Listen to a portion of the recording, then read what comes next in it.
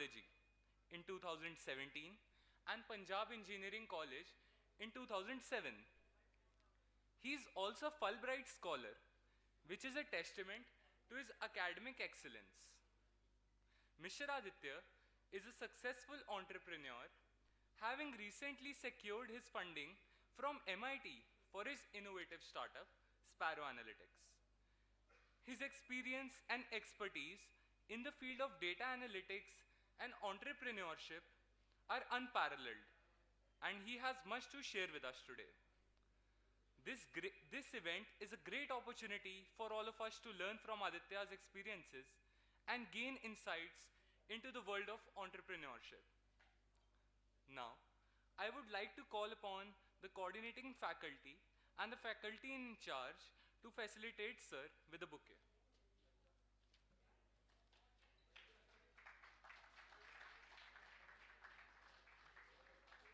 Arpit.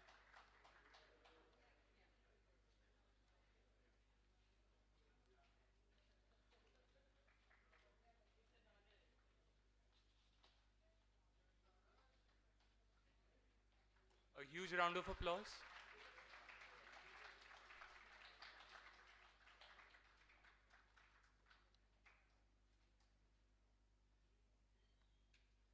Thank you, ma'am.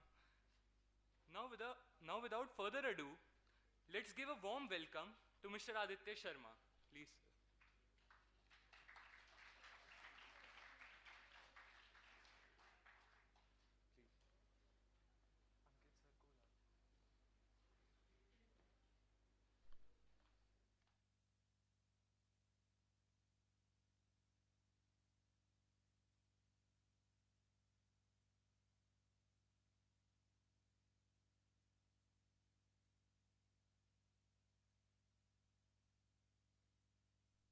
को बुलाओ. Hello? Yeah, it's working. Okay, so I'll use the mic then. Okay, hello everyone. Good afternoon. I'm sure everybody is feeling sleepy after a nice lunch. So I'm not gonna add to your sleep. I'm gonna try to wake you up, wake you out of your sleep. Uh, we have tried to keep this more like a conversational style so that you guys don't get bored. But if at any time you want to hoot, please do that. Or if you want to like, but it's fine, okay? So before I start, I'll just share a story here. The story is that 2007, I graduated from PEC and from production, and my BE is in production. So just in the grounds opposite, the commencement ceremony or the convocation ceremony happened. And Dr. M.L. Gupta at the time, who was the training and placement officer, he gave a lecture like, all the dignitaries speak. So now why I'm sharing this story is because kind of it's coming a full circle. It's like coming back a full circle. So at that time in his speech to the new graduates, he had told like, आप लोग PEC से graduate हो रहे हैं. PEC is a government institute. A lot of you are going to be going abroad after your journey at PEC. Now you're going to be abroad. A lot of you are going to be in India, but not in Chandigarh, but other parts of India. And very few minority, a very little minority of you are going to come back. So when you come back, do share your experiences with, the present students, the students of PEC at that time. And so I just feel like, it's like coming back a full circle. So his words have become like true, that I am now coming back here because I've just recently moved to back to my home base, which this is my home base. And so coming to this place is like, fulfilling his words in a way. So this conversation maybe is, I'll start off by remembering him. I'm sure, I don't know if you would have heard about him because this is 2007, so most of you would not even know who he is, but some of the old timers would know who he was. And I don't know if he's still in town, if he's staying in Chandigarh, I don't know. Oh, he's here only, okay. Acha, he comes often, yeah. So yeah, I'm fulfilling his words in a way that I've come back to PEC and I'm sharing my experiences with you. And coming to my story, I'll be very brief. Graduated in 2007. After that, worked for 8 years, different sectors, automobiles, water resources, hydrology, and you'll be thoda sa baffled ki suddenly from production, engineering, water resources doesn't make sense. But during the conversation, perhaps I'll explain why and why this anomaly happened. And then 2015, I got my Fulbright fellowship. I don't know how many of you have heard about it, but there is a fellowship given by the US government, US State Department. It's called the Fulbright Nehru Masters Fellowship. So in that they like fund your MS in the US campus, any campus of your choice, and it's a 2-year fully funded MS, and they pay you a stipend, they pay for your air tickets to and fro. So yeah, so it's like you're like the guest. So you, but the only flip side is that you have to come back to your home country, so you can't stay in the US. So that is the trade-off that you have to make. That if you're going on a fully funded thing, you have to come back to India and serve here, not be there. So that was okay because my plan was always to come back. So yeah, 2017 I came back then after my MS, and from there on I was working with Center for Science and Environment. We were doing a project funded by the Bill and Melinda Gates Foundation. It was in wastewater sanitation and use of um, wastewater for tertiary applications, secondary applications. And then 2019-20 beginning, just before COVID and the Thali Pito Divas, I came back to Chandigarh, and I started my own company, Sparrow Analytics.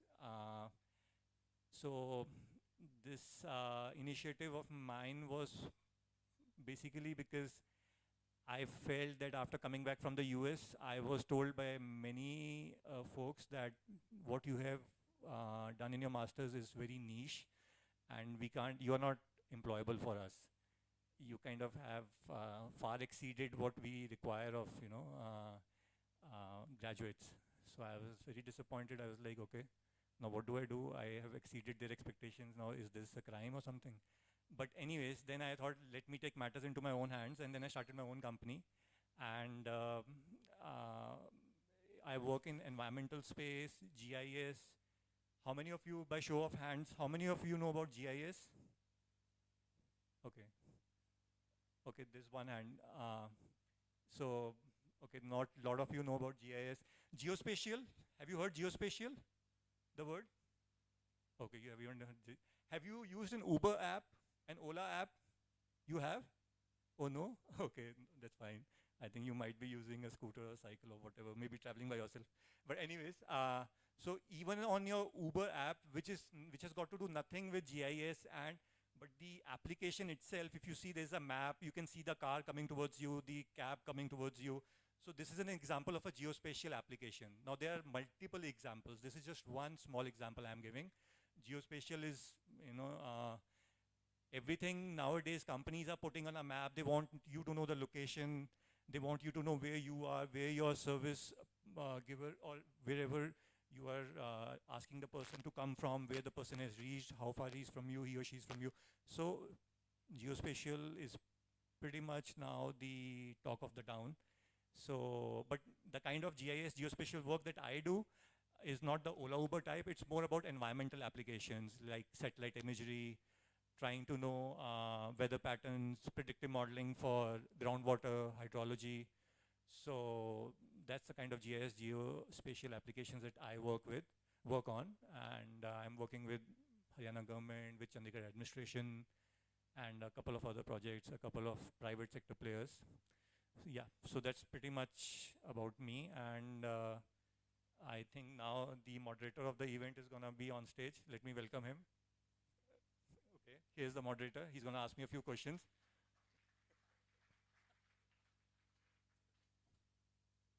Yeah.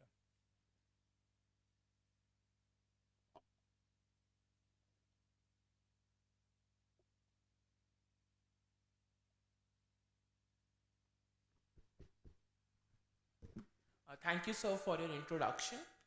Now, coming on to the few of the questions. Now, coming on to the few of the questions that we have decided to ask Sir to get more on the understanding about his career, his experience, and what all can we learn from his entire journey till now. Starting with, Sir, you graduated from PEC in 2007 from Production Engineering Department. Then you had a stint at Tata Motor and then as a water conservation experience in Jaipur. And then after a long stint of corporate exposure, you decided to pursue an MS. And usually the person gets habitated in this corporate environment, but you decided to take a next leap in academia. So what was a major deciding factor for you to take that leap? Okay. Have you got the gist of the question? Okay. Like why I decided to go and do a MS after 8 years of graduating from PEC. Generally, in India, we don't see that kind of a trend that after 8 years, you're going back to college. After 8 years, you're probably parenting or maybe, talking about settling down in life. So what suddenly happened? So actually the thing was that my campus placement, like he said, was in an automobile company. And after working for 5 years, you do understand at times, you don't know immediately what's your calling. You understand the concept of personal calling, like what you want to really do in life, like, your personal calling, like where you think you'll fit well. So, of course, when you are in your fourth year, you have to get a campus placement. So you don't think much. You just think about a job. And then you start off with your career. But then slowly you start to understand. So I got this understanding and then I quit my job. And I went to Jaipur. I started my own water management practice. But there was always this thing at the back of my mind that I don't have a formal degree in water application, water sources, which is predominantly to do with civil engineering, right? It's a civil engineering discipline. So somewhere I felt there was a gap that I need to have some academic backing for the work that I'm doing. So generally, they first get the academic backing and then do the work. I did the other way around. I got the work done first and then I took the academic backing. So thoda ulta case tha, but things worked out and then I applied and I got through. And I went to the US to do my master's in civil engineering with the application which I told you about, environmental fluid mechanics and water sources application. Does that answer your question? Okay. Definitely, sir. So now coming on to the same line that you ended your answer with, that you pursued an MS in civil engineering as a specialization in environmental fluid mechanics and water resources. And prior to that, you had your bachelor's in production engineering. So that was a quite a leap, like from production to water resources. So, and definitely after a experience in an automobile sector, like completely three different experiences. So how easy or like definitely difficult for you was it to make that switch? Yeah, so making the switch from automobile to water application in 2012, when I quit my comfortable job and I started water resources work, that was very difficult. But even more difficult was to go back to a college setting after 8 years of undergrad and then restarting everything, rebooting everything, because you are at an age where much of your classmates are like 7, 8 years younger to you. So, and then, once you're working for 7, 8 years, you are kind of outside that zone of academia. Then you don't really, you open a book and suddenly you feel sleepy. Yaar, main ki khol liya hai? Matlab, suddenly you'll be like, chal yaar, like, let's take it easy in life. Job hai, why to, take into, sorry if I keep switching between Hindi, Punjabi and English. Are you comfortable, right? हाँ चलो देखो पंजाबी बोल दी कितना एकदम आवाज निकली है yes so उस टाइम फिर like I felt कि ठीक है now I have to like do this, I have to go back to academia. Going to the MS course, which was purely civil engineering, was very difficult because I had to learn a lot from the undergrad of civil and also in the same time appearing for my master's courses. So it was, first year was completely, I was like bamboozled. I could not like figure out things. And my university, it's one of the most intense civil engineering courses in the US. There are other, I would say, equally intense courses like University of Illinois and all. But my university was also very intense in civil engineering. And so I had to face two flanks. One flank was reading about the undergrad civil engineering concepts, and then also facing the master's side of the work. So it was, yeah, it was very tough, but I managed it. Thank you, sir. Coming on to the next question, uh, you are you were facilitated with Fulbright scholarship for your masters, and for many of the students, especially like if I am thinking to pursue masters in United States or even outside India, that is extremely expensive. So how one can pursue these kind of scholarships? Like what kind of profile one needs to build to pursue it? Okay. Yeah, I think this question, I'm sure many of you would be interested because many of you are having plans ki after your BTech, BE, what are going to do in the future, and masters is one of the plans that you might be having. So yes, you're right. American universities, they are very expensive. At Georgia Tech, if I were to remember correctly, one semester, just the university and the tuition fees was about $18,000. And this is not a private university, this is a state-funded university, by the way. So the private universities like Ivy Leagues, they would be even more expensive. And some of the courses are even more expensive than the standard Ivy League courses, like say masters in public policy from Harvard Kennedy School. So you have to look out for funding. Now, where can you get funding? Of course, fellowships, university fellowships, government fellowships. There are a lot of avenues. World Bank has this fellowship. Government of India has a lot of fellowships. Government of India and other governments of the world have partnerships over fellowships. Like Israel government and Indian government have a joint fellowship. UK government gives Commonwealth fellowship. So similarly, US government gives the Fulbright Nehru Masters Fellowship. Now, I had no idea about it to begin with, but in Jaipur, as you know, luck would have it, I met certain individuals who were coming back from the US and who had an idea about the academic landscape. So they informed me that, okay, there's this fellowship that is out there, and you can apply for it, and you have a very good chance.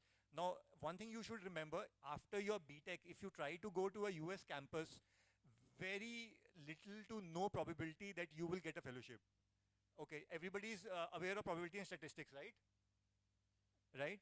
So you can consider this as a probability of 0.01, or maybe if I have to give a more respectable odds, 0.05 or zero point 0.1. So 99% of the time you will not get a fellowship, because what they ask you is you come with some experience also. Not that you just completed your BTech or BE and you straight away come into a college. But having said that, there are university positions like graduate research assistant positions which are on offer, but the professors there are very choosy, very picky. You have to write to them, you have to like jitna matlab, tarle paane pande, and you have to like literally plead with them ki yeah, please can you like see my work in my BE, because see, you don't have any body of work. Anybody who would want to take you in their lab. So in the US campuses, sorry, I'm taking a bit long to answer this. I'm eating into some other question time, but anyways. So because it's a very important question. So on the US campuses, the profs there, they have labs. They run their own labs. Now, their labs get funding. Like on my campus, there was a lab of a particular prof who used to get funding directly from Facebook. Like Facebook was developing some AI ML application, and they were funding this prof. So this prof was picking up GRA, PhDs and masters students for lab assistant positions. In this way, you can get funding, but the chances are very limited, very limited. To get a fellowship, you have to show some work X.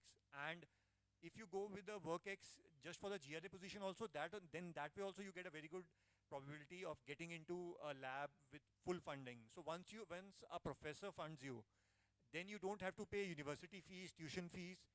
You even get a stipend. Like in my case in Atlanta at that time, 2015, in Atlanta the stipend rate was $1,600 a month. So the professor will pay you $1,600 a month from his own budget. So that's how comfortable life becomes if you get a fellowship or a GRA funding. But apart from these two objectives, or like outcomes, you have to pay from your own pocket, at least for your masters. For a PhD, you can be funded. But masters, yeah, you have to fund yourself most of the time.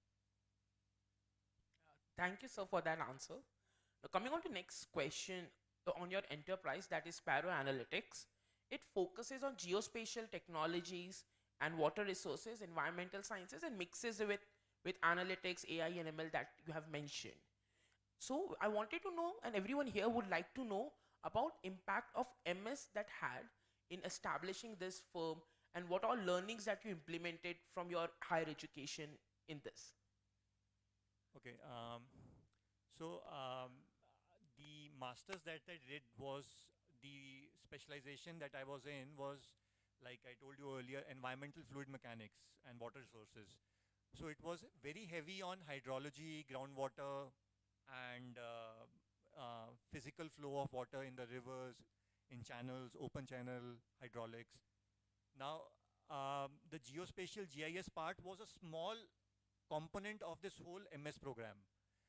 But what the US campuses do very well is they make you like, they give you a very, I would say, a very well curated experience. Now, you might be you might be specializing in civil engineering, but they will make you even code.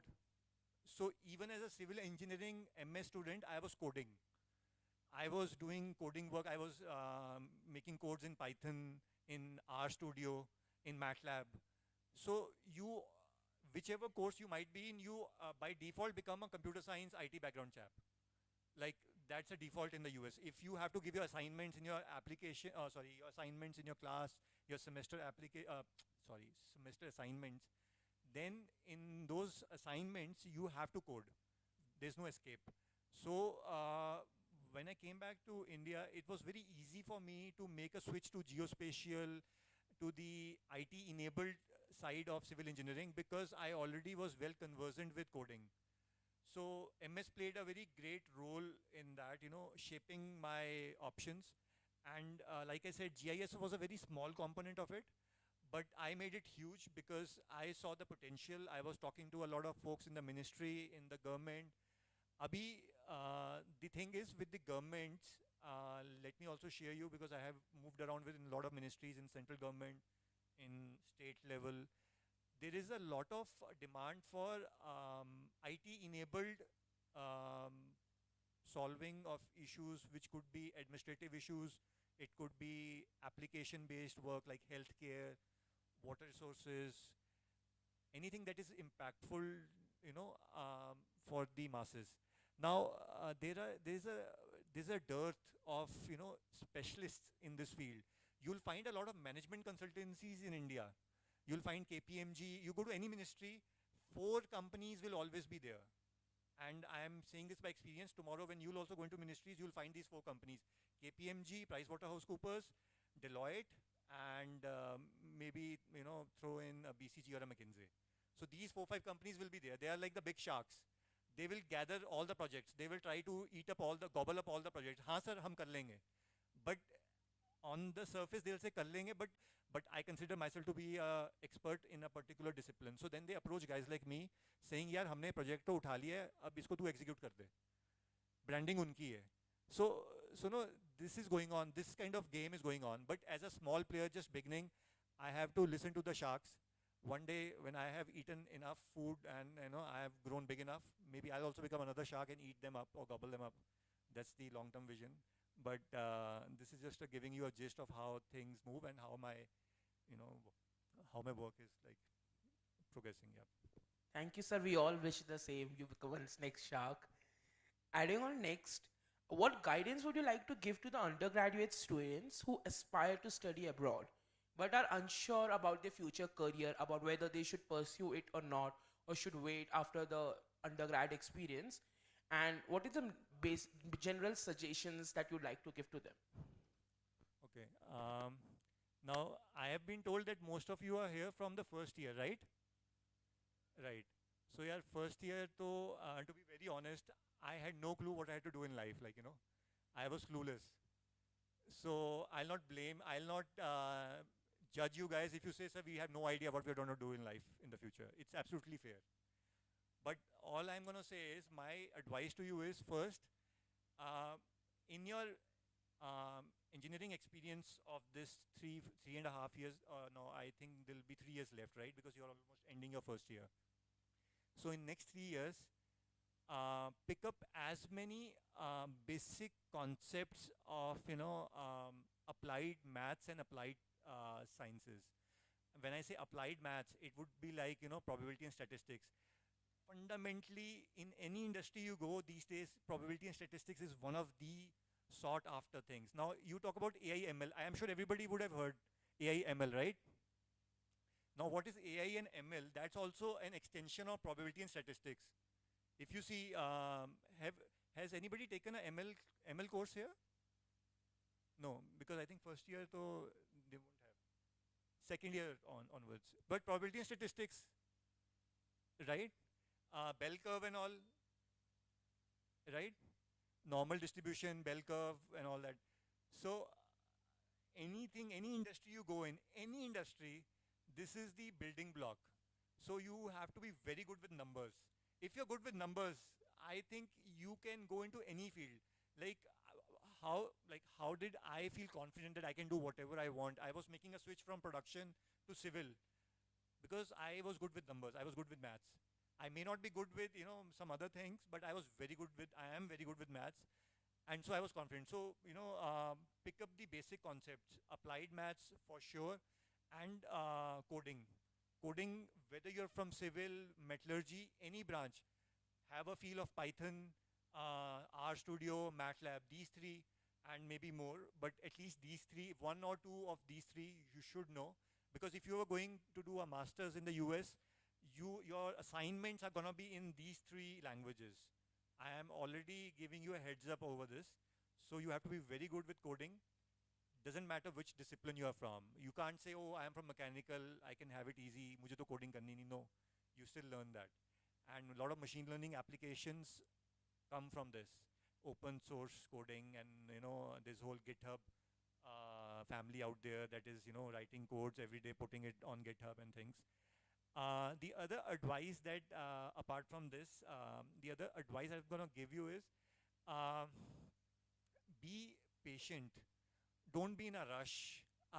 These days, there's a lot of resentment in the young folks कि यार we are not getting maximum out of life. यार हम कहीं lag कर रहे हैं. आजकल ये बहुत चल रहा है. Forbes 25 under 25, Forbes 40 under 40. Have you heard about these kind of terms?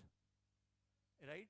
ये ना एक aspirational एक सेंस क्रिएट करता है कि यार मुझे एक अचीव करना है. Retire by the age of 40. Like, what is this retire by the age of 40? कभी सुना है? Did you ever hear our parents say this, retire by 40?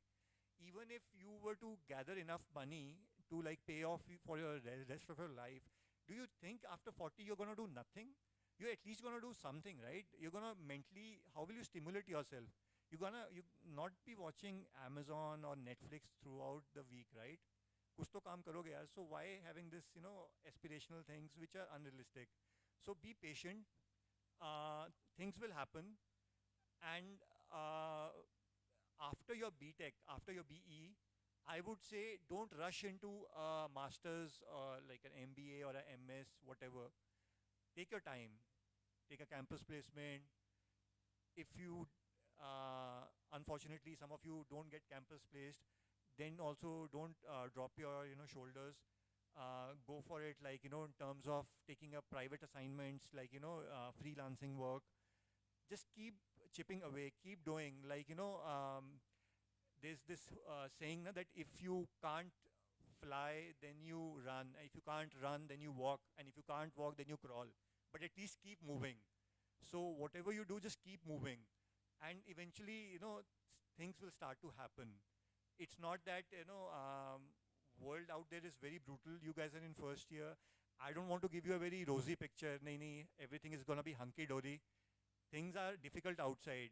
These days you're hearing about recession coming back and things happening. And there's a lot of strife going around in the world, wars and stuff. Don't worry about all of that. Focus on your BE. Enjoy your time here. But as I said, those 3-4 pieces of advice that I gave you, just try to figure out how you can kind of follow those or make your own rules, I would say, because some of you were not even, I think most of you were not even born when I entered this college. So I consider you guys to having far more knowledge and far more exposure than we guys had at your age. At your age, we had no idea about the world because there was no internet, there was no phone, smartphone. I got my first phone, not smartphone, when I was in second year. So you guys are already blessed with so much of technology, access to information. So you guys are far ahead of where I was. So I'm sure you guys are gonna figure it out on your own.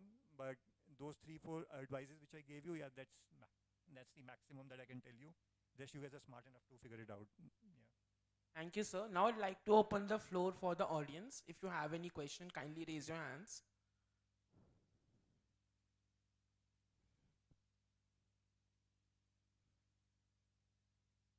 Okay, I'm not seeing any hands, so it means ki either you guys have understood completely what I've told you and accept, or you guys haven't understood even a word. Which of the two is it? You can be honest, huh? You understood. So this guy is politically correct, huh?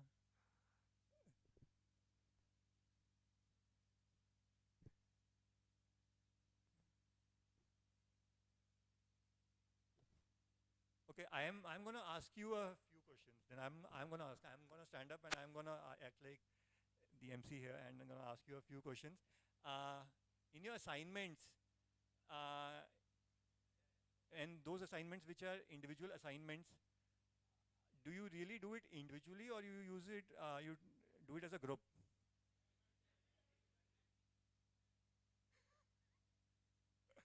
Very good. Okay. No, but ChatGPT came out recently. What, 3, 4 months back? या पहले आ चुका था? How long? No, sorry, I am actually unaware. How long is ChatGPT already being around? 4, 5 months, sir. 4, 5 months. Okay. Okay. So ChatGPT. Okay. So yeah, he asked me one advice. I would say if you were to go to the US campus, assignments बहुत seriously low. Try to build this as a habit from here. That do it individually, do it without external help, because there, I don't know, PEC maybe will be coming out soon with that, but most of the universities have a thing called honor code. Have you heard about a thing called honor code or a code of honor? Okay, a code of honor. What does it mean, do you think? Code of honor. Code of honor basically means that you're going to be ethical, you're going to be like, following the rules to the T.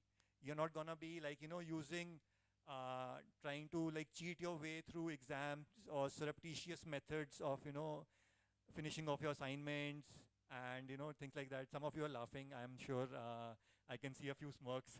So there's a thing called code of honor. So like, better you start developing this habit early on. Otherwise, and I'll be honest, I would say my conduct when I was a student at your age, I did not know any of this. Maybe I wasn't so honorable. I did, cut the corners a few times. But then when I went to the US campus, I realized you can't do that there. They are like so right on the money.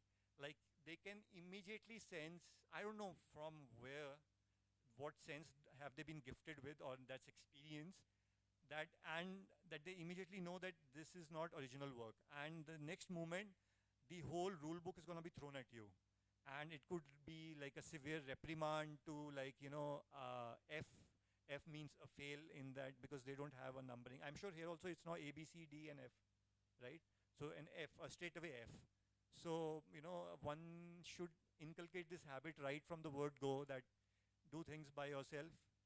And since some of you, I'm told, are wanting to do an MS program, so MS, you have to be in the vanguard of research. You're in the vanguard of it. You can't rely. You are the last line of defense. There's nobody behind you, nobody ahead of you. You are you. You have to do it yourself. So why not start early? That's my opinion. Any question with respect to this? I can't answer chat GPT questions, but I can answer this. Okay. Should I ask them a couple of more things? How many of you are active in extracurricular, like curriculars outside of your academia, like going in for NSS, going in for volunteer work, going in for any kind of, quizzing club? How many of you are part of SASC, SASC? Why are you laughing, huh? Okay, is there a quizzing club still here? Okay. How many part of the quizzing club? Oh, okay, I'm not bragging, but PECFest 2006, 2007, I think the quiz is called Eureka, right? That's what the name of the quiz here is, Eureka? So back then in PECFest, the main quiz which used to happen here was called Eureka. Now I don't know what it's called. So 2 years back to back, I had won it with my teammate. So I was very good at quizzing. So I would say that pick up some of these hobbies while you are at college. Have you seen Hostel Days? Now, which of the characters do you identify yourself with? Now you decide for yourself. You don't have to tell me, okay? You don't have to tell me. It's not very nice content. So you can just keep it to yourself. But I'm saying, उसमें याद है then the first year में क्या वो उनको बोलता है advice कि कुछ pick up करना है curricular, है ना?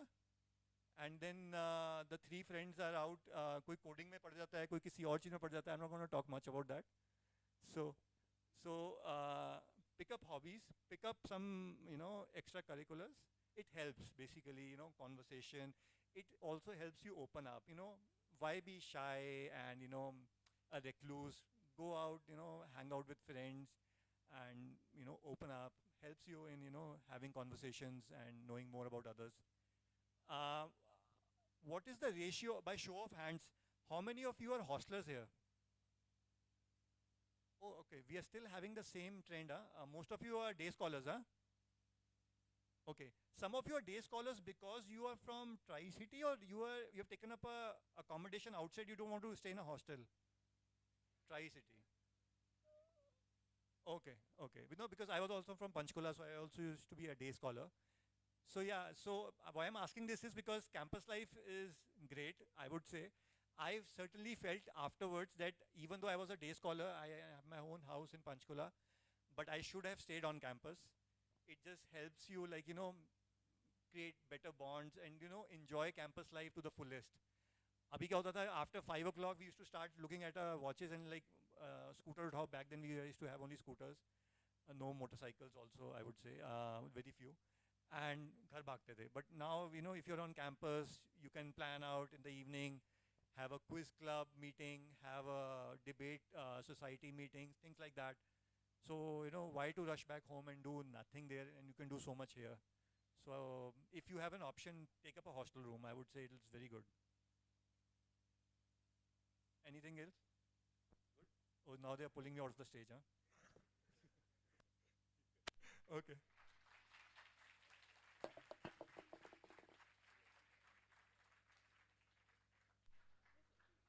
Thank you, sir. Thank you, sir. Thank you, sir, for such an enlightening session. I believe everyone greatly benefited from what you said today. I would also like to extend my thanks to Ankit for conducting such a wonderful session. Please, a huge round of applause. Now, I would like to invite faculty in charge and other faculty members to felicitate Sir with a memento as a token of thanks.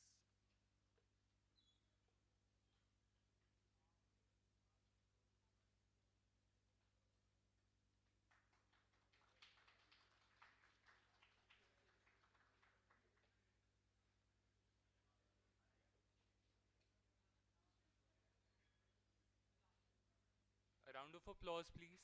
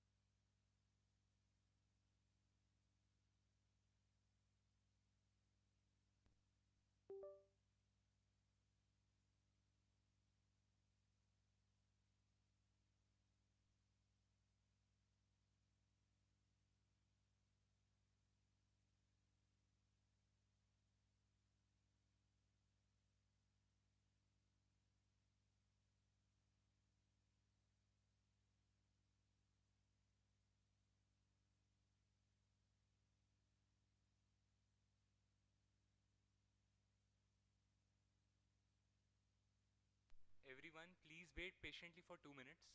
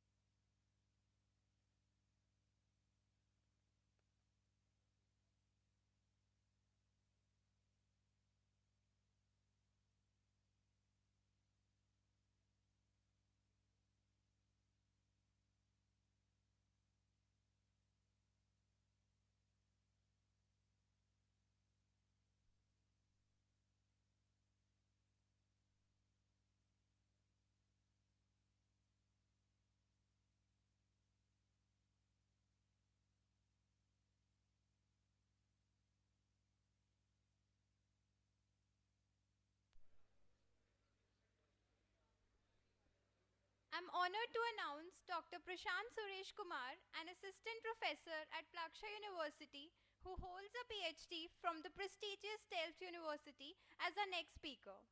At Plaksha, he is involved in setting up a research center on water security with the aim to address the grand challenges in the water sector in India. Dr. Kumar is a dynamic and visionary academic who is passionate about applying scientific research to solve real world problems. With his vast knowledge and expertise, Dr. Kumar has become a leading figure in the field of scientific research and innovation. Today, he is joining us for an unforgettable session that will leave you energized and motivated to make a difference in the world. With no further delay, I would like to welcome Dr. Prashant with a great round of applause.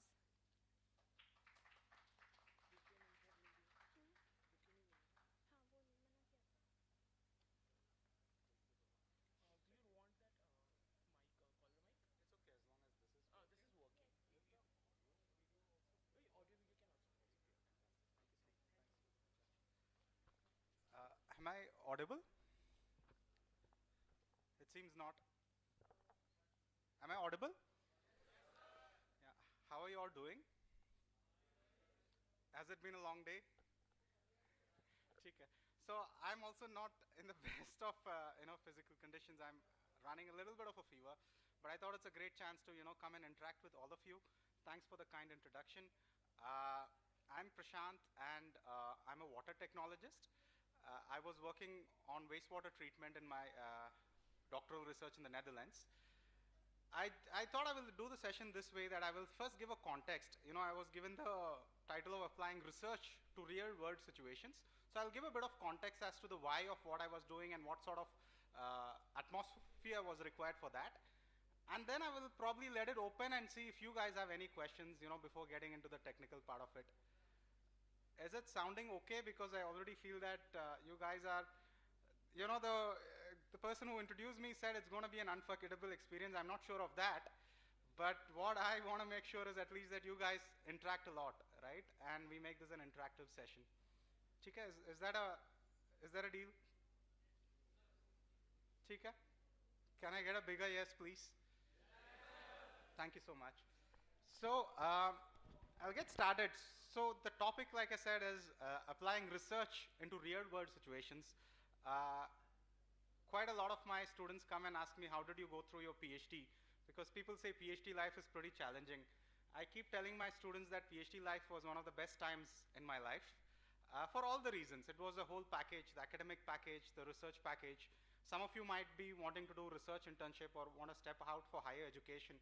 So if you have some questions regarding that, I'll be happy to take that as well. So I started with this. Please, I don't know if the cursor shows up there. Oh yeah. It's really in the north of this country called the Netherlands. Do you guys know why it's called the Netherlands? Any of you? You do? Let's wait to hear from the students if they have some. Any idea why it's called the Netherlands? Do you want to take a guess? It's there in the word, right? So, have you heard of the word nether?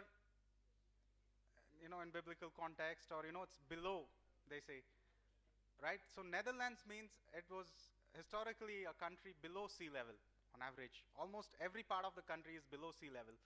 So they have to do a constant job of, pumping out water just to stay afloat. Okay, and that's why it's called the Netherlands. And they are very, very good with water technology. They thrive on developing water technology. By water technology, I mean, technologies to treat wastewater, technologies to recover resources, get energy from water, technology to provide drinking water, pathogen-free water. So that's where I was working at, and I was working at this institute called WETSIS. Are you guys with me so far? Yeah? Okay. So what was special about my PhD was that, unlike an academic PhD, it was a collaboration between universities and companies. So, to answer the question, applying research to real world problems, right? One of the first ways to apply, one of the first ways to work on research that is there out in the real world is you have to formulate the questions correctly. So you have to work on real questions, not just questions out in the lab, right? Which is fine. You might work on fundamental research or research that interests you. But if you want to work from the word go on research that can be applied to the real world, you have to get really good questions. And that's what they facilitated. You had a combination of universities and companies. So what happens is companies come out to our institute, which was an intermediary between these two, and they will come out with a real world problem that they are facing from their customers. So our institute will look at it, and then it will see which universities are there in the locality where a professor's research can be applied here, and that's how a research project forms. Okay, so from the word go, we are working at real world research. And that sets a long path for doing a translatable research. By translatable, I mean something that can be applied in the real world. So it was a proper innovation ecosystem. Uh, there was not just science, which was what my institute was about. There was education, and then there was business component as well. Because what happens if you develop a research that needs to be commercialized or that can be taken to the next phase? So you needed all these components to come together, and that's how the research can be taken to the next level. Okay? And also at our institute, we were focused on learning across a diverse age span. So we started from a very young age, and so I personally have been involved in high school projects, with the Dutch kids. We used to do water science projects with them to get them inspired into a career of science and technology. And from there, we had a master's in water technology. Then we had the PhD program. I was part of the PhD program in this institute. And then you had postdoctoral, and then you had visiting scientists, and then you could apply your research to the business scale. So it was a proper learning ecosystem which traverses across the age group. Okay, and I think they introduced that I was part of TU Delft, but this consortium included a lot of European universities, Utrecht, Twente, then you have Imperial College London. These are all pretty big names in the EU. So all these universities are part of this consortium. Then they are joined by a lot of companies. Some of them are really big names. You might see Shell there. Chemira is also a chemical supplier. So you have really big names. So industries coming together with universities. This is a model we have been actively pursuing in India. We want to bring this in our country, but somehow, the level has not been quite the same. So when you guys step out after your graduation, right? So hopefully these things will get a bit tighter. This trust, it takes a lot of trust for companies to get involved with universities, academic research. This trust that you build, that's key for taking the research to the next level. Another fantastic thing about doing research that works at real world solutions is that they are pretty multidisciplinary. So do you guys know what is a grand challenge? Any guesses? What is that? I heard someone say something, but not loud enough. Managing them is very tough. Fair point. What else qualifies as a grand challenge? Have you guys heard about the term grand challenge? No? No? Anyone else wants to have a go? Your point is valid. Managing them is pretty challenging. Any other guess? I mean, come on, what I understood is you're all in your first years, right? So you have a lot of creative liberty. There are no right or wrong answers, right? So I just want you to go after the questions. What do you think constitutes a grand challenge? What's that? Very difficult, okay. What else? What is a simple challenge? Let's start this way. Do you guys come across simple challenges every day? Yeah? So what would classify as a simple challenge for you? Okay. Fair enough. I think I will let you think about it a bit. But there are multiple definitions for grand challenges. You might have heard about United Nations Sustainable Development Goals, UNSDGs, right? They tackle some of the grand challenges across the world. When it comes to grand challenges going down at a very basic level, right? You just need to look around you. The challenge of water scarcity, challenge of having enough energy, clean energy, right? Challenge of food, having enough food for the people. Challenge of health, right? So these are all grand challenges. Grand is because because of the size. B is because of the complexity. C is there is no one particular pathway to achieve these challenges. And that's where the multidisciplinarity kicks in, right? So you can't just have a chemist or a biotechnologist, or a physicist work on this challenge by himself or herself. So it needs a combination, it needs a collaboration, it needs some level of multidisciplinarity. And that's how you come across these challenges and go after solving them. How are you guys doing so far? Yeah? Okay. So I will now get into my research topic, which was on recovering phosphate. Does the name phosphate ring a bell to you? I'm pretty sure you have heard about this in your, before coming to the university. I'm sure in your science books you have read about the phosphate backbone. To cut it short, phosphate is required for life. Phosphate is required for your cells. Phosphate is there in your DNA and in your body. Without phosphate, you won't survive. You might have heard about phosphorus fertilizers, being applied in the agriculture. So it's a very essential element. So currently what happens to phosphate is, right, we produce them, we add them for growing crops, and then we consume them in the food, and then we dispose them. This is called a linear economy. But what we want to achieve is something called circular economy. Do you want to guess what is a circular economy? Again, take a guess, right? Come on, you're all in your first years. There is no right or wrong answer is what I'm saying. But I need some level of interaction, otherwise I'm already sweating, see, in front of you. So if I don't get the interaction from you, it's going to make it a bit boring for me. What's that? Just like water cycle. Fantastic. So it's a cycle, right? So a circular economy, as the name implies, it's a cycle. So instead of having a linear path, you have a circular path, which basically means reuse and recycle. And that's what we want to do with all the nutrients. So when you think about wastewater, right? Wastewater is, at least domestic wastewater is the water that is being used by, it's the water that leaves you after usage. That is what is wastewater, correct? So this was the topic I was working with. You guys want to guess what is this?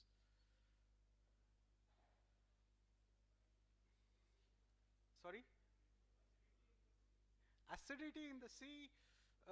Not quite, but it is in the sea, that's for sure. Polluted sea, polluted with what? Take a guess. Oils, not necessarily.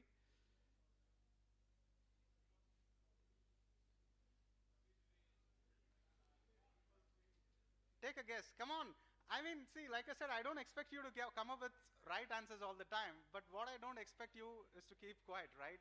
You're all young. Phosphate, in a sense, phosphate is in there, but what you're actually seeing here is a live thing. It's an algae. It's an algal bloom, and it's a massive algal bloom. What you're seeing there is from the Baltic Sea, and this is a satellite image taken. And all the green stuff that you're seeing there, right, it's algal bloom. It's a massive algal bloom. Look at the scale. And this was a huge issue, okay, while I was working on my PhD. This was a problem in the US. This was a problem in Europe. This is a problem in India. In India, we have a lot of other challenges as well with water scarcity. But this was a big issue, and this was the driving force for my research. Because, phosphate being released in the water is what causes, one of the chief causes of algal bloom. Okay, I'm just going to show you a video to show what is this, how serious is this challenge, okay?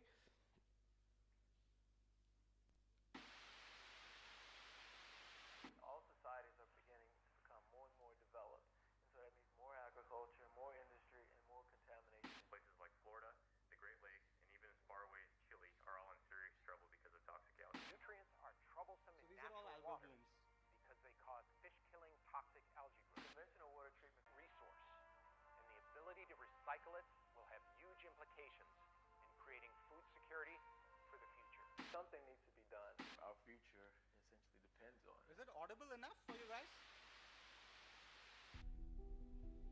Today, our rivers, our lakes, our estuaries are in crisis. More than 15,000 water bodies around the globe are in peril from excess nutrient pollution. They're impacting our environment, our economies, our very health and well-being.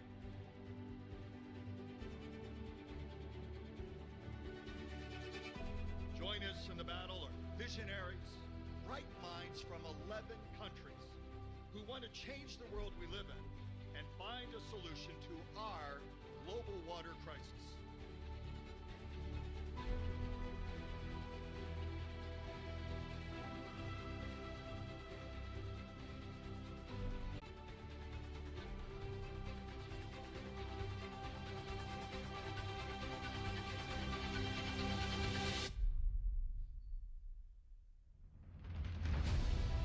This is the solution to water and to prevent toxic algae blooms. Our solution at FIU uses iron-coated fibers, which has already been proved effective.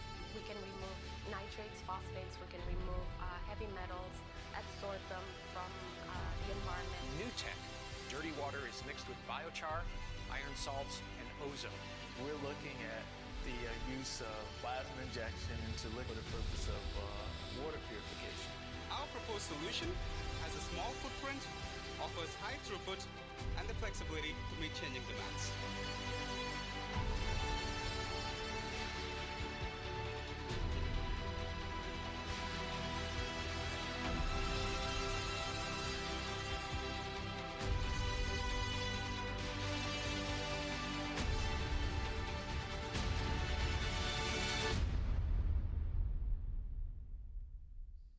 This was one of the thank you, but this was just the starting of the problem facing.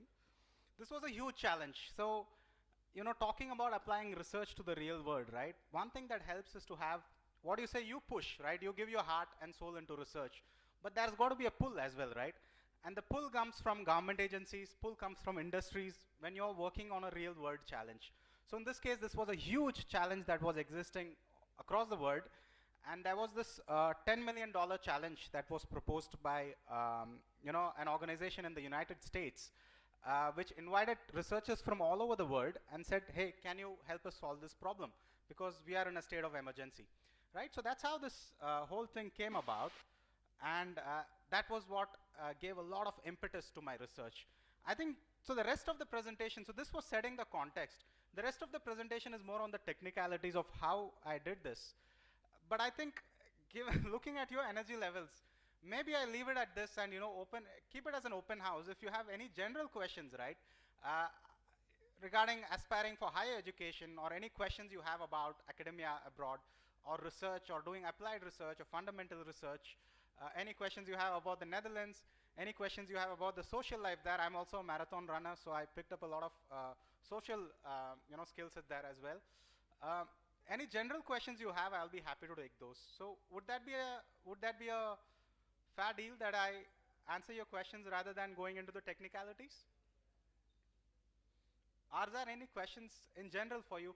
What have been the previous talks about? Did you get some chance to interact on higher education related questions? You have any questions? Yeah. Can we have a mic if possible for the audience? Okay, if you're loud enough, that's fantastic.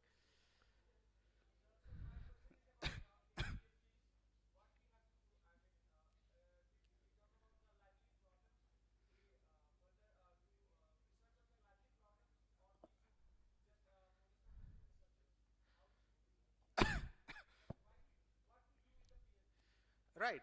So, see, some people do science just purely from the joy of curiosity, right? So that research should also be facilitated. Some people just like to discover things without really caring about the application.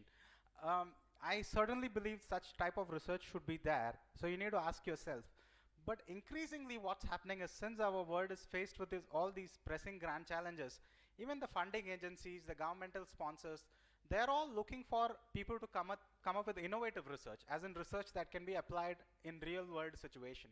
So I think you have to question yourself. If you're someone working towards the environment, towards the sustainability, I would say then you can rather focus on, you know, working on a real world solution problem, because there are too many challenges out there in the real world. But if you are someone who's driven primarily by curiosity, who wants to go into, you know, deep dive into sciences, that's also an option. But if you are in the sustainability field, environmental field, there are plenty of problems out there in the world which you can go after. And what happens is, when you connect with these problem statements, you do meaningful research. You don't do research that, you know, just stays in the lab. You do research that, you know, maybe recognition is not the right word, but gets applied. You get a sense of satisfaction, like I did with my PhD, that, you know, my research has been applied in the real world. So that sense of satisfaction is something you get. So it depends on your interest and on the field, I would say. Okay? Thank you. Any other questions? No questions regarding higher academia? Questions about the Netherlands? Where are you all coming from? Are you all, I mean, I did hear there were some diverse groups. Are you all from the north of India, or do we have some South Indians as well? I'm just curious about the diversity. Are some of you looking for going abroad after your studies, or do you already have an ID? No? So what are your, anyone who's thinking about research or industry, or what are your thoughts? Or any general interest you have, or you want to share, or you want to check on, I'll be happy to do that. MBA, that's not bad. I've also had a shot at that. MBA is fine if you have a drive for social science. I did an MBA as well, but I realized I'm driven more by a natural science perspective. Social science, with all due respect, also has its place in the society, but I realized managing people is way more challenging than doing experiments with science, which is a bit more predictable. But that's my cup. But yeah, if that drives you, I would say you finish your studies, work in an organization for a couple of years, and then give it a shot, is my suggestion, so that you have some work experience. Right, what else? Are there some sports enthusiasts here? What do you play? Table tennis. Are you representing at any level, or are you taking it to? So are you thinking about continuing it within your studies? Why not? That's such a boring answer, right? Right, I mean, I'm not holding you accountable. That's probably how the system has shaped us. But I would say you can do both of them together. Like I said, I'm a runner. I picked up my love for running during my PhD. But I also meet colleagues, who have been doing sports in parallel with their education. So I think you should keep pursuing. Come on, don't give this as an answer. If some of your faculty are stopping you, then you should have a conversation with others to help you get going. What else? Okay, I think I'll stop at this. This was the context I wanted to give you. I was looking at your enthusiasm to see how much technicality I need to go into, but the whole context was the why part. Why do you have to do research that applies to the real world? Because there are enough problems out there, a lot of problems related with sustainability, with the environment. And if you want to do research that gets applied, that gets some recognition, that gives you some satisfaction because it's getting applied, make sure you choose the problem statement wisely, right? So make sure you get the right question out, and for that you need a good consortium of people. Okay? I think I'll stop at that. If you don't have any other questions, I think I'll sign off with that. Okay? Okay. Thank you.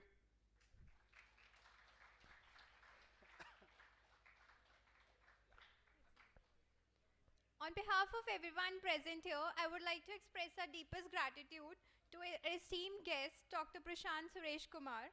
Now I would like to invite our faculty in charge at CDGC to please come up on the stage to honor Sir with the memento of the event.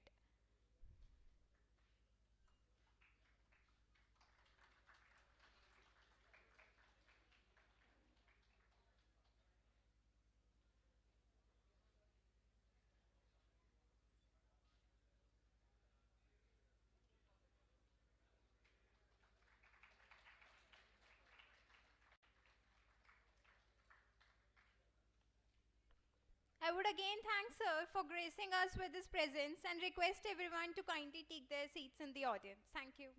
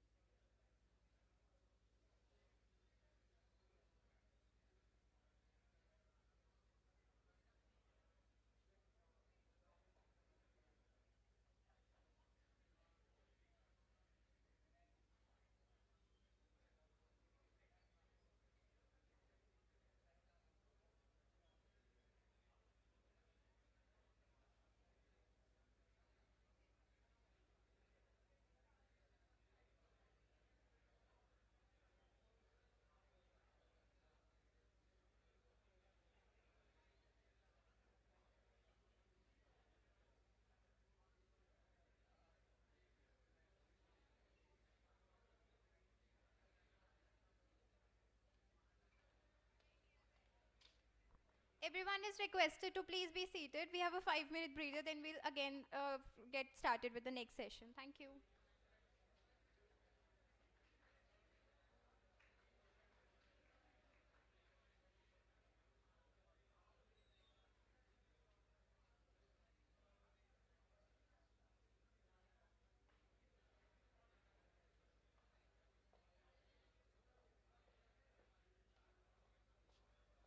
Hello everyone, the representatives from Manya Education are here. So over to you, Dipansh. Over to Abhishek. A big round of applause for them, please. Thank you.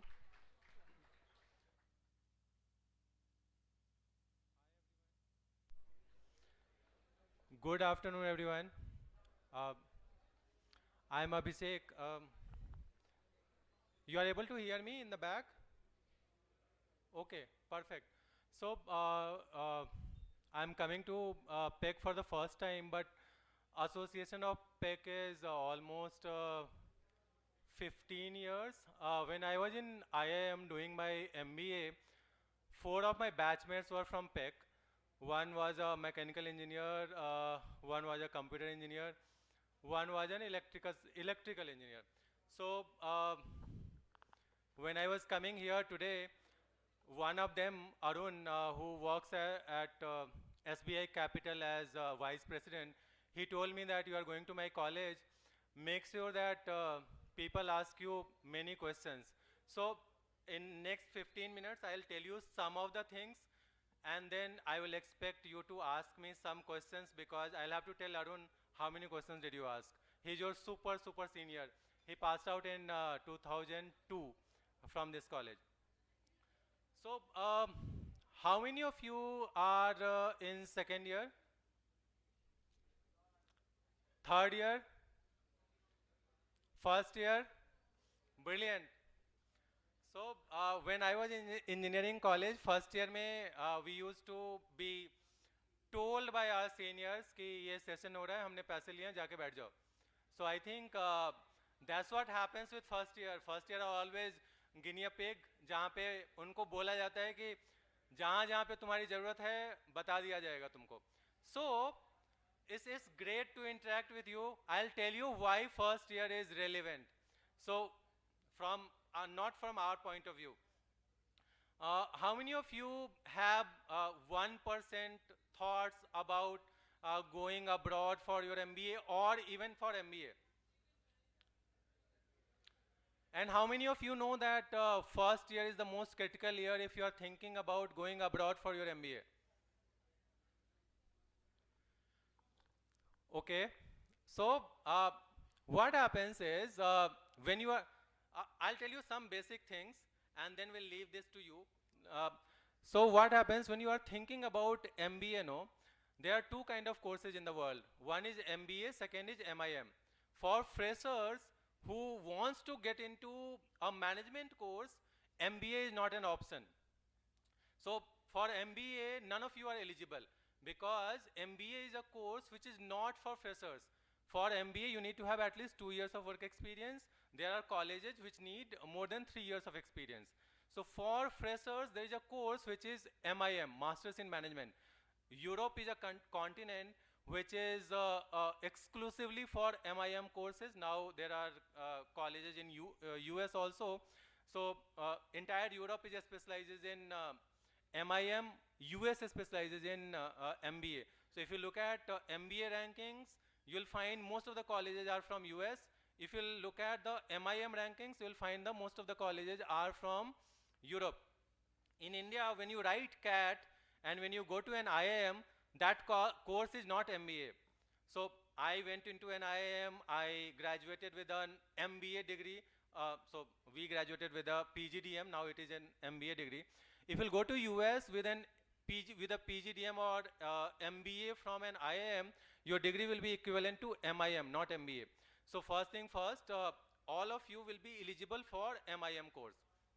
Now second thing, what institutes have started doing is for students who wanted to get into MBA, जिनका ये था कि नहीं मेरे को MIM करना ही नहीं है, because MIM is a slightly theoretical kind of a course where practical aspect is something which is limited to the last trimester. So they wanted to get into MBA because all these colleges, Harvard, Stanford, Wharton, Kellogg, जो भी आपने नाम सुना होगा, all these colleges offer only MBA, not MIM. तो बहुत सारे बच्चों का था कि MBA ही करना है. So what these colleges have done is they have started offering deferred MBA. So आपके मतलब का first year के मतलब का is deferred MBA. Deferred MBA क्या होता है? If you want to start your MBA and if you are still in college, there are colleges which give you an option to apply to them in final year of engineering. Final year of engineering means fourth year of engineering. Fourth year में क्या होता है? आपका placement हो चुका है, आपके पास ज़्यादा कुछ करने को है नहीं लाइफ में, एंड GMAT एक ऐसा एग्जाम होता है ना जिसका स्कोर 5 साल के लिए वैलिड होता है. So if you write GMAT in first year, and for GMAT preparation you need only 2.5 years. अब I think ये ना थोड़ा मुझे आप लोगों के पास आने से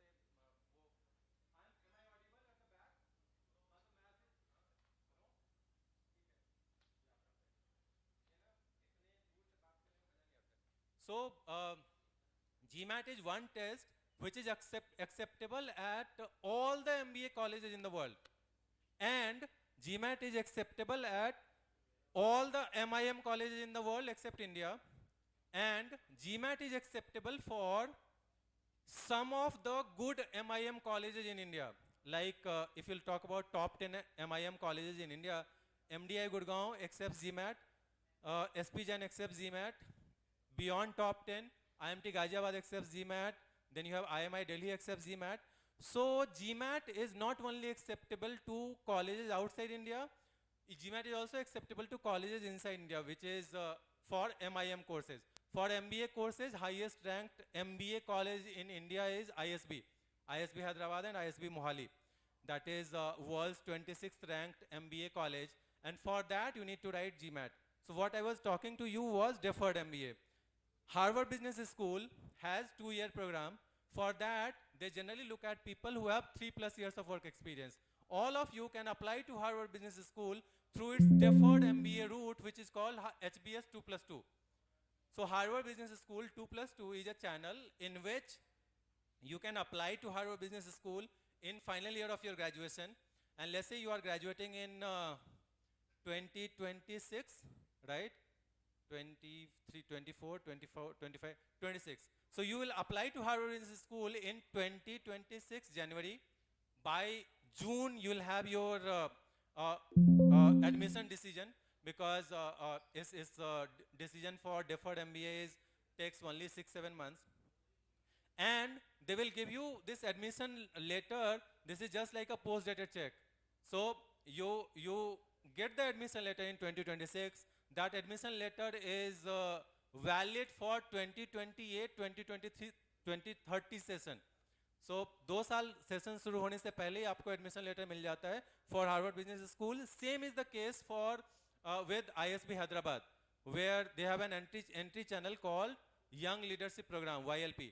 उसमें भी you apply in your 3rd year or final year of graduation. If you are selected, then you get an admission letter 2 years before you join them, and in those 2 years you work anywhere. Generally when you apply to MBA courses, no, quality of work experience is a big parameter. But when you apply through this deferred MBA, you do not have a work experience, so quality of work experience does not come even into the picture. तो आप first year के बच्चों को क्या करना है? So deferred MBA में when you apply in the final year, तो उनके पास क्या है? आपका क्वालिटी ऑफ वर्क एक्सपीरियंस तो वो देख नहीं पाएंगे. इंडिया के बाहर के जो भी MBAs होते हैं ना, वो सारा क्वालिटेटिव प्रोसेस होता है. GMAT is one of the parameters. How many of you think that GMAT is the most critical part, just like CAT in the MBA process? Great. So what happens in GMAT? CAT का, अच्छा एक बात बताइए, IIM Ahmedabad में CAT का कितना weightage होता है? Just take a guess. कितना वेटेज होता होगा IIM अहमदाबाद में CAT का? जी 50, 60, 70, 80, 90, 100? या 70% ही होता है. You are right. ऐसा ही होता है. 5% अभी घटा दिया इस बार उन्होंने.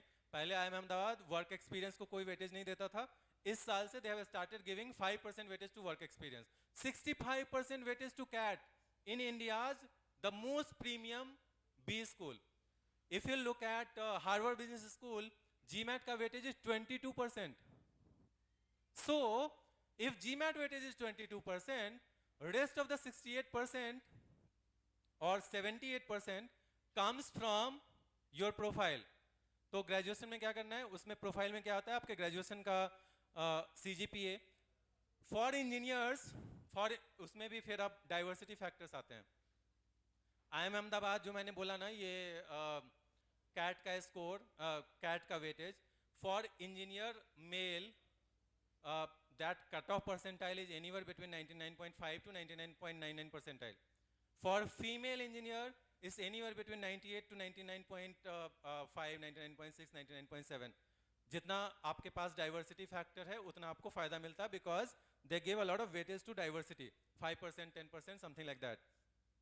So when you are applying to let's say Harvard Business School, जहाँ पे 22% weightage ही है GMAT का, graduation में 8.5 CGPA if you have crossed for all 4 years of BTech, for a male candidate, that is considered to be the highest. For female candidate, 8 CGPA is considered to be the highest. उसके बाद अगली चीज आती है कि आपने 4 साल के बीटेक में पढ़ाई लिखाई के अलावा और क्या किया है. So your extracurricular activities, the kind of research projects you have worked on, the kind of internships you have done, the kind of leadership roles you have taken during those 4 years. So you have all these things to work on in next 3 years of your BTech. And in first year, you can appear for your GMAT, because GMAT कभी भी लिख सकते हो आप. GMAT एक ऐसा test है ना, आप आज अगर रेडी हो, कल का स्लॉट अवेलेबल है, कल जाके लिख लो, और साल में 5 बार लिख सकते हो आप. So GMAT is such a flexible test. CAT एक दिन होता है, 3 स्लॉट में 2-2 घंटे का होता है. अगर एक बार थोड़ा सा भी उस दिन आपका दिन खराब है, हो सकता है CAT बहुत अच्छा नहीं जाए आपका. GMAT फर्स्ट ईयर में लिख के खत्म कर लो. Validity is for next 5 years.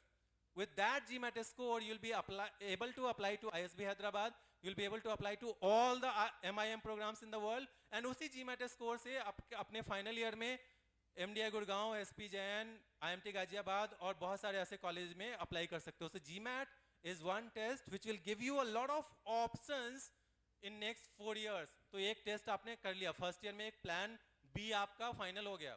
अब नेक्स्ट 3 years क्या करना है? You'll have to work on your profile.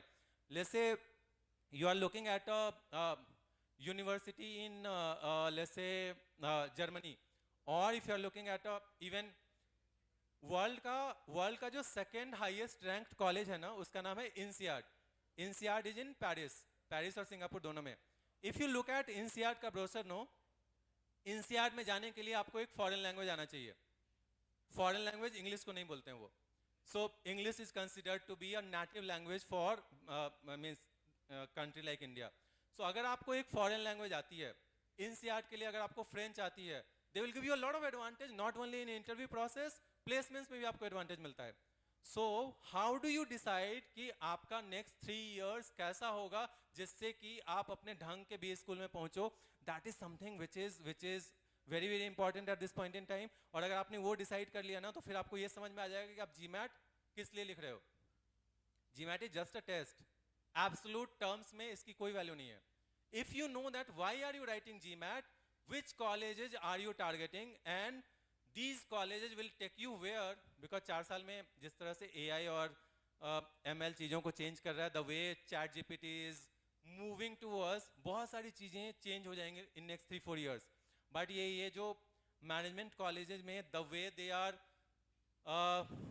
making you learn how, I think that is something which was consistent in last 100 years.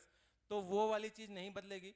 So jobs will change, but a person's capability or skills to manage that job is something which will evolve, and these B schools will make you compatible to get into that direction.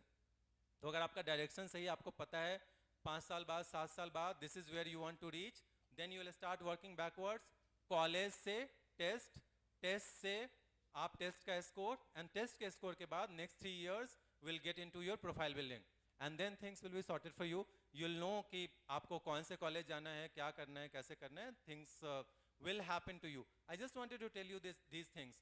And in this process, Manya is a partner of the Princeton Review. Princeton Review is number 1 GMAT, GRE, SAT test preparation company in US. Manya is exclusive partner of the Princeton Review in India.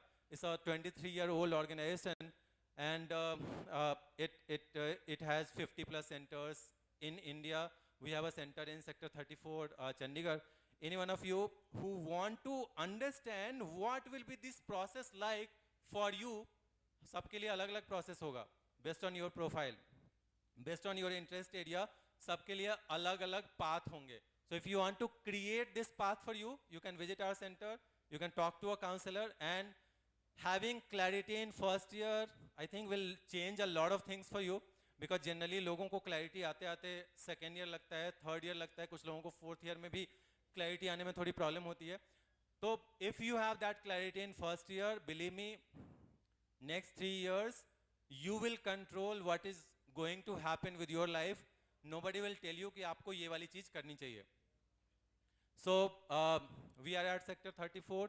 कहीं से भी किसी को कभी भी आना हो, you want to meet an expert who is an expert in career guidance, an expert in test preparation, an expert in admissions. So Manya offers end-to-end services, end-to-end solution. If you want to meet an expert, you can visit our center. Deepans is here. Deepans manages Chandigarh for all the student connect activities. So you can meet Deepans at our Deepans, come.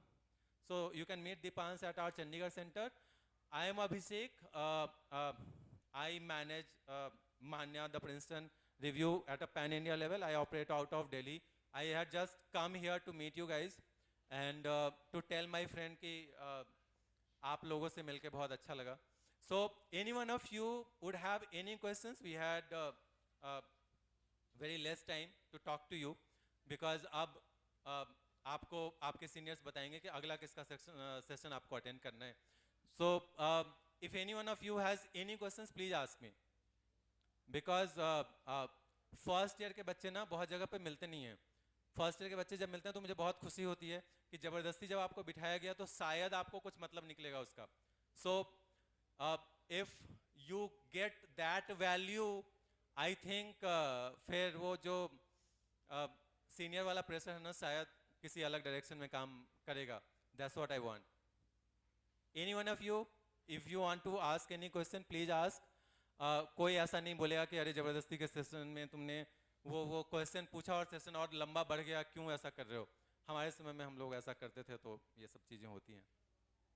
कोई सवाल आपका? Perfect. So here's Deepans. You can go to Manya, the Princeton Review Center at Sector 34. You can meet him and means, yeah. So entire team is there. Our faculties who are there with us since last 11-12 years, trained by the Princeton Review, our senior counselors, our admissions experts. You'll be able to meet everyone at our center, and then they will be able to guide you on your career path and how should you be reaching at a place where you should be reaching based on your competency and capabilities. ठीक है? So thank you so much guys for being such a patient listener. आप लोगों के पास बहुत अच्छे कोई joke होंगे शायद, तो वो मुझे बताइएगा, मुझे भी बहुत अच्छा लगेगा सुन के. And all of you, thank you so much. Thank you.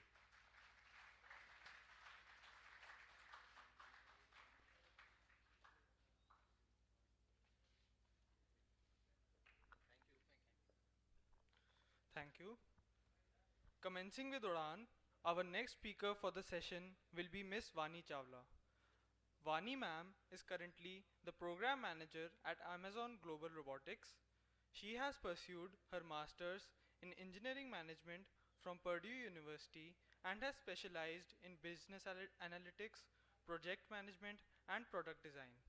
Ma'am has also worked towards finding efficient, sustainable, and innovative solutions to complex challenges and is proficient in cognitive engineering for interactive software and social and business innovation courses. Ms. Vani has also worked as a senior executive at Bharti Airtel and has managed many projects there.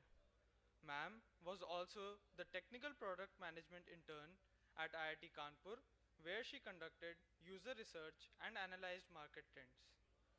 Vani ma'am, a PEC graduate from the ECE batch of 2020, has achieved a lot so far, and I'm sure that her experiences in project management and business will be precious for all of us. Now, I would like to invite ma'am to grace the gathering. Please, ma'am.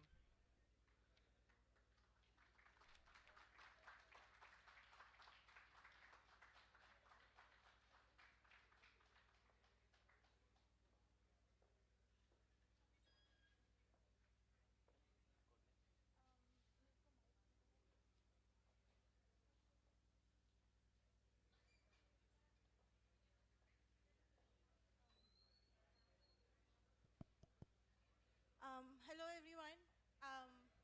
I know it's 4 and आधे लोग बिल्कुल थक चुके होंगे session से, and I don't want this session to be something which is boring, which is something that you don't take away from. I'm going to split the session into 2 parts. One is a little about me, and then mostly it will be something जिससे आपको अगर कोई questions है या आपने कुछ भी पूछना है, you can ask me and I'll try answering them as best as I can. First of all, thank you, ma'am, for inviting me and letting me be a part of this wonderful event. So, I'm Vani. I graduated from PEC in 2020, and my branch ECE thi. In my first year, I decided that I don't want to code a lot because a lot of people feel that CSE is a major branch and CSE is the only branch that gets you placements. And I decided when I was pursuing some courses that coding was not for me, right? I went ahead, I finished my degree, and then finally I got placed in a core company which is called Airtel. And my profile thi, it was telecom, and it was more on the communication side, which comes in from electronics and communication. I joined as a senior executive, and वहाँ पे जो मेरा काम था, it was more of managerial while having some parts of the technical knowledge जो मैंने PEC की degree से लिया था. Soon I realized that masters was something I wanted to do, and during that phase I was trying to see which master's degree is the best for me, right? Because when you apply for master's degrees, there are so many universities in the US, there are so many courses, and you don't know what the best fit for you will be. And I think most of the students here are in the first year. Can I have a show of hands? Whoever is in the first year? Perfect. आप लोगों में से कितने लोगों ने सोचा है कि आपने आगे जाके कोई मास्टर्स डिग्री करनी है या फिर your first thing is getting a placement after college? Is there anyone who's thought of doing a master's degree? Okay, perfect. I can see some people, not a lot of them.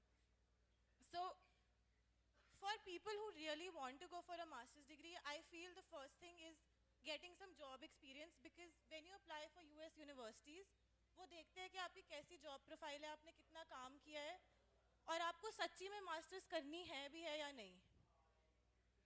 For me, the degree that I did was Masters in Engineering Management, which is a blend of technical and management subjects.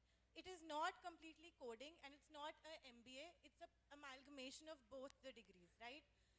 Now, after this kind of a degree, you get to go into product management, you get project management roles, consultancy roles, operations role, and even supply chain roles. And one thing that I noticed when I US gayi is that even for supply chain and operations, which are coming from say mechanical or industrial background people, बहुत सारी opportunities है. Companies like Tesla, companies like Rivian, which are US based, do actually value people with that kind of a background. It's just not CSE people. And I'm not undermining CSE, it's a very good branch, and if you want to become a software developer, that's one thing. But if you want to pursue other branches which are core to your own particular interest, I feel there's a lot of scope for that, especially when you do a master's degree, right? So I started with my master's in engineering management, and there are 10 known universities in the US for this degree, which are renowned all over the world. I am currently doing it from Purdue, which is ranked number 5th. One thing that I learned during my coursework is that if I pick the right subjects, which is different, यहाँ पे bachelor's में you have a list of courses, right? And you have to go through them one by one, one by one. When you're doing masters, तुम खुद अपना course work choose करते हो और तुम खुद देखते हो कि this is the best course that I can get and I will land a job if I am proficient in these particular courses. तो मैंने अपने कोर्सेज ऐसे लिए which was very very focused on product management and program management because that's what I wanted to do. After doing some courses, I got an internship at Amazon Robotics. Now, Amazon Robotics basically Amazon ka ek part hai, and there I'm working as a program manager, right? So, I know you guys are in the first year, and one thing all of you will go through is getting internships in the third year. You want to go into companies that you've dreamt about. One thing I want to share with you from my experience is that when you are first step is doing your resume, the way that you do your resume is going to get you that first interview call. There's a thing called US में बहुत ज़्यादा use होता है. It's called the STAR method, which is situation, task, analysis and result. जब भी तुम अपना resume में कोई भी line लिख रहे हो, you need to make sure that the way that it's being written is through that particular mechanism. That's one thing that has been stressed upon a lot. Even if you're doing internships in India or if you're applying for companies abroad, one thing is that make sure that you're following that particular mechanism. तो मानो तुम्हारा कोई fest में तुमने कोई position ली हुई है, you will all get into Peck Fest, you'll organize different events, right? So your situation is that you're organizing a fest for say 50,000 people, and you are the convener or the co-convener of that event, right? And you have a challenge कि तुमने इतने budget में इतना करना है. You did that, you used your analytical skills, you used your communication skills, you used your soft skills, and then you successfully went ahead and launched that fest. It was a success with people.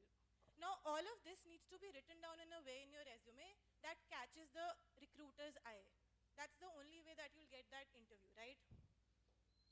So this is one thing that I learned. I feel like when you're applying for companies in India as well, through CDGC, make sure that your resume is top-notch. Only then will you get the interview call. Going forward, जब तुम्हारा interview हो जाएगा, the next thing is तुम्हें call आ गया, अब तुमने बैठ के बात करनी है. Now, interviews are different for different companies. They can be technical, they can be non-technical. And like for Amazon, my own experience was this: they stress a lot upon उनके core principles, which includes technical or non-technical knowledge both. So they want to see कि as a program manager or a product manager, तुम में इतनी skill है कि तुम दोनों चीज़ों के बारे में बात कर सकते हो. Like, can you talk to non-technical stakeholders and can you convey to them technical things? One of the questions that I got before this event was that how did I transition from a senior executive at Airtel to going to Purdue University? Now, that process for me was through my master's degree, which I talked about. It's engineering management. And that whole process took me 1 year. So, अभी तुम सारे first year में हो, like when you actually understand कि हाँ हमने masters करनी है, तो तुम देखोगे तुम्हें GRE करनी है, GMAT करना है, which is the best way to go forward. Do you want to do an MBA? Do you want to do a Masters of Science degree? And I feel that clarity will come to you maybe in your second year, and as soon as it comes, please give the paper that you want to, like give GRE or GMAT, because that score is valid for 5 years. Once you're done with the score, you can go ahead and जब भी तुम्हें Masters application start करनी है तो तुम start कर सकते हो. For me, because I was working full-time with Airtel, it took me almost a year to get everything done. Like from my test score to my TOEFL, to my SOP, to my LORs. LOR is, by the way, is letter of recommendation, which you get from professors from your bachelor's college. And SOP is a statement of purpose. So if I talk about statement of purpose, it means that you are telling them कि तुमने masters करनी क्यों है. It's not like तुम application डालोगे और तुम्हें वो बोलेगे कि हाँ हमारे पास आ जाओ. You have to have a solid reason as to why you want to do that master's degree, right? So all of this process is something that you want to think about बहुत पहले से, क्योंकि US universities का जो intake system है वो बहुत different है. They either get you there in August or January, and the cycle opens up 5 months in advance. So you can't just like sit and तुम सोच रहे हो कि मैं करूँगा और फिर तुम that just wastes time. So like my advice to all of you in your first year is if you have clarity, start preparing for GRE or GMAT and start building that attitude where you are constantly editing your resume, being more aware about the projects that you're taking on, especially अगर तुम college के किसी ना किसी चीज़ के साथ involved हो, be it Tech Fest, be it CDGC events, be it small events of different clubs that you're part of. Try taking leadership positions so that you have stuff to write on your resume even when you're applying for internships through college. That's one thing that I really suggest. The second question that I got was what my role at Amazon Robotics is. Just to give a little context without getting boring, Amazon Robotics is a part of Amazon, which all of you know. What Amazon Robotics does is it automates all the fulfillment centers and all the centers that Amazon has to actually make sure कि वहाँ पे जो manual labor है वो कम हो जाए. So it involves robots, it involves so many different types of robots like arms, like robots on the ground, which actually help you pick up stuff from one place to the other and deliver it ultimately to your house, right? So my role there is basically talking with the product team, coming up with the new products that we are thinking of actually introducing in our system and making the whole process easier, right? And Amazon Robotics is right now not in India. It's more like it's just in the US and some parts of Europe. And I don't know when they're going to actually expand here, but I can definitely say that it's one of the most challenging and a very different role that I've had since Airtel. So if you guys are thinking कि तुमने masters करनी है और तुमने companies different explore करनी है, I think this is one of the best places to be in. So I think that's all. I would want to actually open up for questions. I don't know if you guys have any, but it would be great if we make it a little interactive. So do you guys have any questions?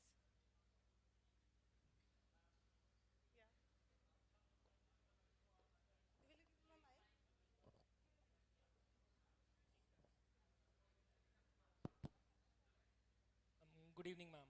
I just wanted to ask, like, over the 4 years of our college life, we have multiple PORs such as joint heads, subheads, etc. And I am also from electronics, and I am aiming a core electronics job. But is it worth mentioning those subhead and joint head PORs in your resume, considering you are going in a core electronics job?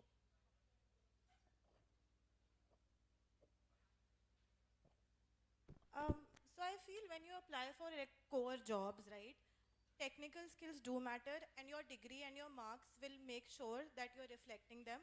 But extracurricular activities like being the joint head or the core lead do make an impact. The way that you can actually make sure कि तुम उस चीज़ को convey कर रहे हो is by putting in numerics, right? You can say that I managed X number of people as this person, and you know these are the events. I did like 5 events in this position, and I successfully carried them out.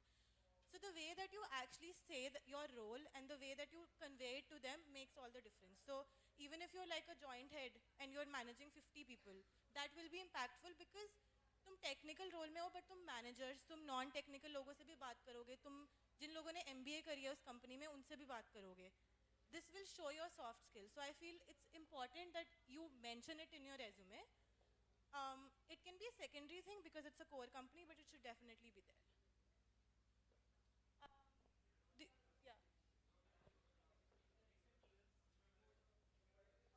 I want everyone to hear, that's why. I don't. Like in the recent years, there are considerably fewer job opportunities in core than in computers or maybe others. So is it better to go for a job directly after graduation, or we should apply for masters and then go for core? Like, okay. I guess many others are confused in this. Okay, so are we talking about electronics core? Okay. Honestly, masters depends on the degree that you want to do. Like if you look at MBA, तो उनको work experience चाहिए होता है. But you can get a degree like other masters of science, like in computer science, electronics, and even my own degree, engineering management. Those degrees can be done even after you do it after bachelor's, but I would strongly suggest you need to work for 1.5 or 2 years before you apply for masters. Now to your question of core mein there are less jobs, if you actually like core, you should do it and not run after CSC, because when you do masters, you will get a job if you have interest in that field, right? To the point that India mein mechanical and industrial engineers and even civil engineers are not very well, paid. The job opportunities are less. But when you go to companies like Tesla or Rivian, like I mentioned,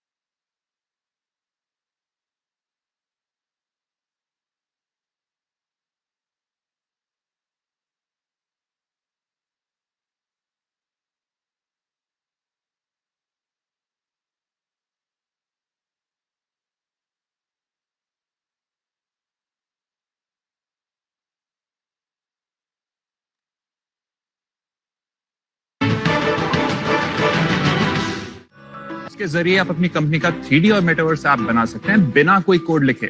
जी हाँ, CloudWorks के साथ 3D app बनाना is as easy as making a PowerPoint presentation. आप अपनी company का 3D model यानी एक digital twin बना सकते हो और उसमें हो रहे सारे की एस्पेक्ट के जरिए आप अपनी कंपनी का 3D और मेटावर्स ऐप बना सकते हैं बिना कोई कोड लिखे। जी हाँ, क्लाउडवर्क्स के साथ 3D ऐप बनाना is as easy as making a PowerPoint presentation. आप अपनी कंपनी का 3D मॉडल यानी एक डिजिटल ट्विन बना सकते हो और उसमें हो रहे सारे की एस्पेक्ट्स को मॉनिटर और कंट्रोल कर सकते हो 3D में, और उसके बेसिस पे जो डेटा पे एक्शन लेना है वो आप दुनिया में कहीं से भी बैठे बैठे ले सकते हो।